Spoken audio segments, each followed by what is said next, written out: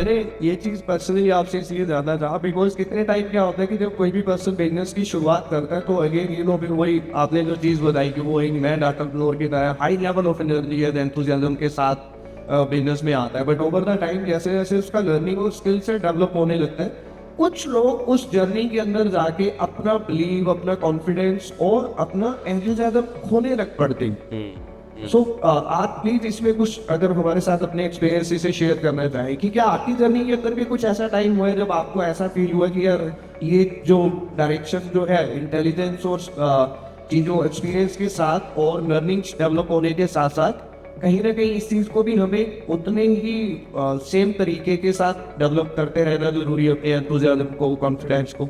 आपकी इसमें इनपुट क्या है? पहले तो थैंक यू वेरी मच मैंने क्वेश्चन पूछने के लिए।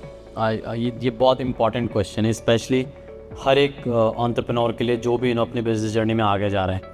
उसी मैंने लो डेज हर किसी की लाइफ में आते हैं, है ना। इट्स लाइक जैसे मैंने पहले भी कहा कि 80% जो है वो बहुत बोरिंग है।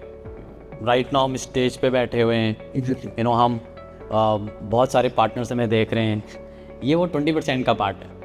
बट द रेस्ट ऑफ 80% वो बहुत रिपीटेड है, कि to make sure logistic timely हो रहे नहीं हो रहे हैं, तुम्हारी वेबसाइट सही चल रही नहीं चल रही है, and so many things like that.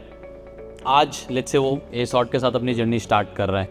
मैं ना वापस आके उसी चीज़ पे कहूँगा कि जो रीज़न है ऑफ स्टार्टिंग, उस पे ध्यान देना बहुत ज़रूरी है। मोस्ट ऑफ द टाइम क्या होता है कि और तुम ना अपने कॉमन में भी ये बहुत सुनोगे कि मैं रेस्टोरेंट खोल रहा हूँ या मैं लेट्स से फैक्ट्री खोल रहा हूँ। क्यों? बिकॉज किसी ने खोला है ना, और वो बहुत अच्छा कर रहा है। इट्स लाइक दूसरे को देख के अगर मैं अपनी शुरुआत करूँगा तो मैंने एक टाइप से अपना शुरू किया है। तो इसीलिए इससे फ़र्क नहीं पड़ता कि तुमने शुरुआत कैसे किया है, but with time make sure कि तुम अपना क्लियर पर्पस ढूंढो।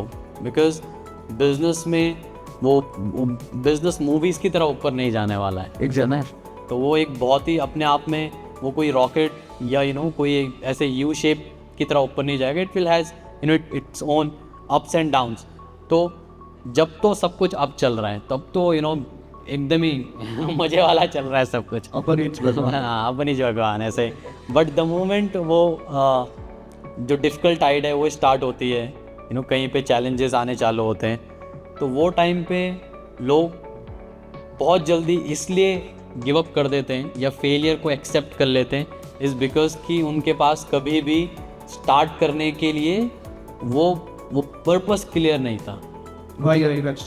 एग्जैक्टली तो उस चीज़ को बिल्ड करना बहुत ज़रूरी है।